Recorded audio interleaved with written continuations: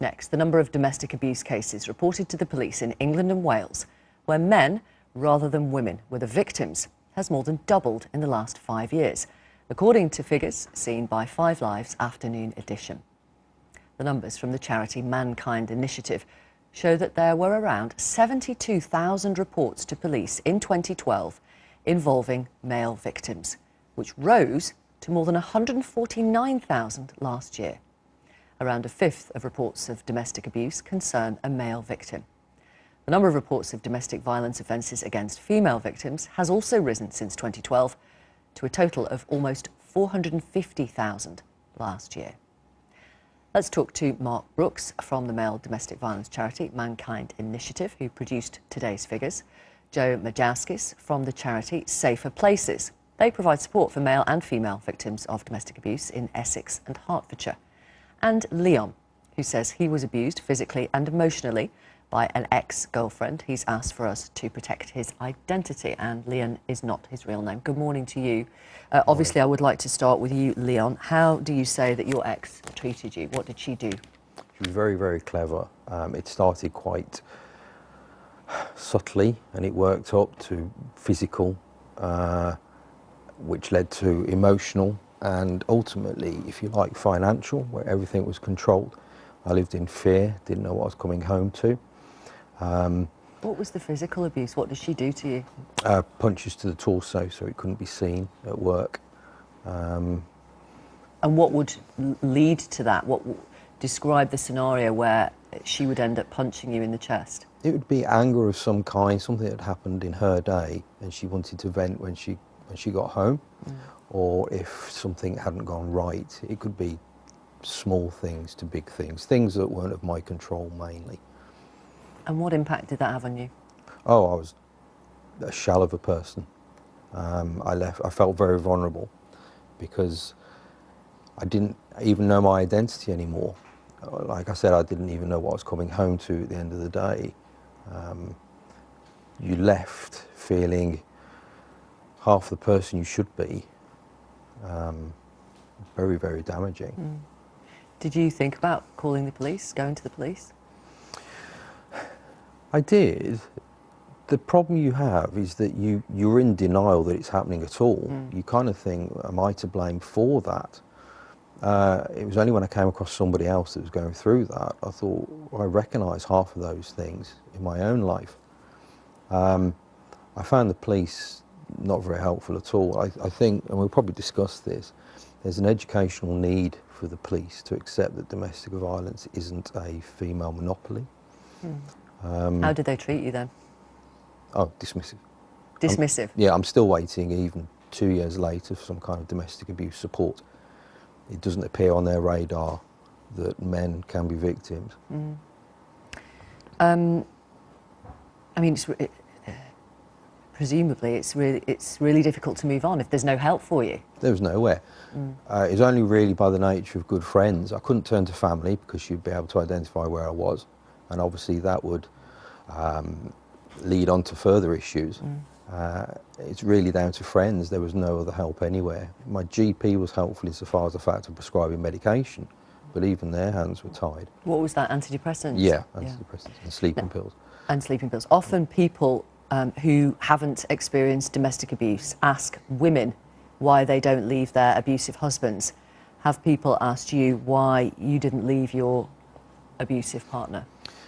Yeah, in some way though, I think there's a lot more understanding that because there's nowhere for men to go, they kind of, I wouldn't say they're a little bit more understanding, right? But it's when you give them the picture, a lot of people go, I hadn't considered that. The problem you've got is because of men don't talk about it, it therefore isn't a problem. Therefore there's no need for a resource. Let me bring in Mark from the charity Mankind Initiative. Mark Brooks, good morning to you. First of all, your reaction to the fact that the number of offences being reported where men are the victims have doubled in 5 years. Well, the figures are quite shocking, but also welcome, because it means that more men are actually coming forward to getting help.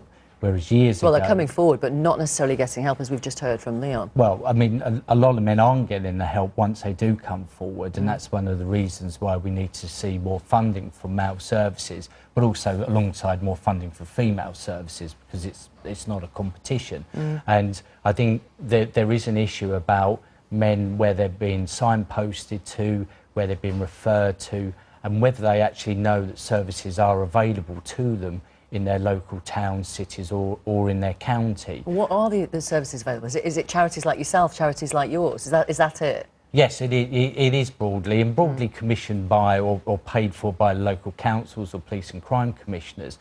But there are more services now for male victims. 10 years ago, there was around 60 to 70. There's now about 200 across the UK.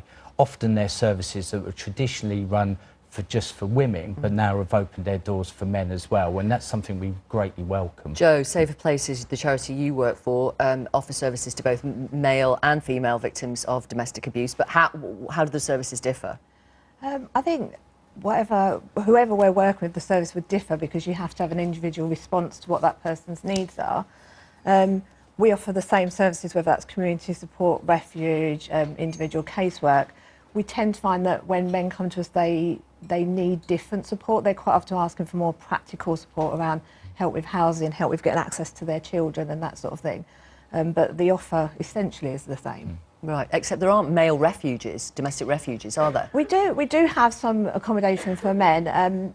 There are, we need to acknowledge there are gender disparities between domestic abuse against men and women, and essentially one of the main things of that is around homicide. So women are far more likely to be killed in the context of domestic violence than men. And when we talk about refuge, we don't necessarily want that to just be accommodation for victims, because it can be really, displace them and can be very unsettling, take them away from their support network. So we try to only put people into refuge who are at really serious harm. So there's probably less of a need for male refuge, but not necessarily doesn't mean there's a need for more services. Why do you think the numbers have doubled in 5 years? I'd like to agree with Mark. I'd like to think it's a positive thing, and that people are having more confidence in services and more confidence in coming forward. As you said, numbers have gone up for female victims as well. I definitely think there's a greater understanding of coercive control with the new legislation that came in. So certainly as a service, we've seen the number of male victims we work with go up as well. So is there still a stigma for male victims of domestic abuse in speaking out? Yes, I think yes, there is. I mean, there's a real fear that they won't be believed, that actually they're to blame, and also they feel alone because they don't hear so much about male victims. They think they're the only man in the world that this is actually happening to, and that's why there's been a huge push from police forces to actually have awareness campaigns to encourage more men and more women to come forward, and we think that that's having a real impact here. Leon, how long were you subjected to physical and emotional abuse 12 from months. your ex? 12 months? 12 months. Right. Yeah. I think it took about 9 months for me to realise.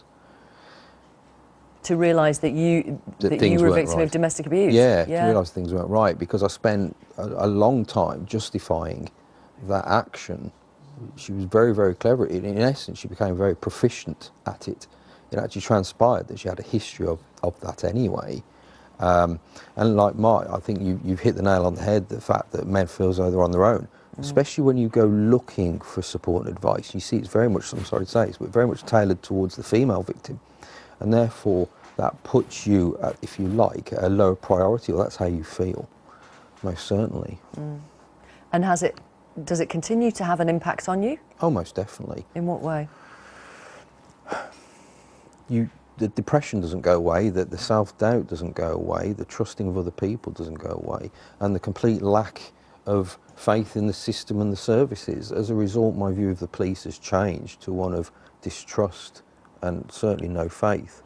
I was brought up in a time where you had to respect authority, but I've learned that that has to be earned, and when you turn to the police, the one and only time you actually need their help and they're not there, that's it. That's all your cards play. I wonder then, I mean, if there is a man watching who may find themselves maybe in a scenario similar to the one you have described, would you recommend that they contact the police? I should say yes, but speaking from experience, I think you're probably leaving yourself wide open to further accusations, because what will happen is that she'll then accuse you, and you'll be taken away. Is that what happened to you? Absolutely, it did. So you went to the police. She accused you of what? She accused me of assault. Right. And I had evidence, I had photographic evidence, written evidence, which I'd actually given to my boss. And the police decided to dismiss that because it didn't fit within what they perceived to be a domestic abuse situation. And it always seemed to be, and I've spoken to other men about this, it's always easy to take the man away. Well, you're taken away, but where do you go? And that's why I'd kind of say, well, I don't really trust the police. Right. So what happened to you? She reported you for assault, and did they come and arrest you, or what? They took me away, yeah. They arrested you? Yeah, I went to court. The judge said there's absolutely no evidence here, and threw it out. The whole thing took about 10 minutes.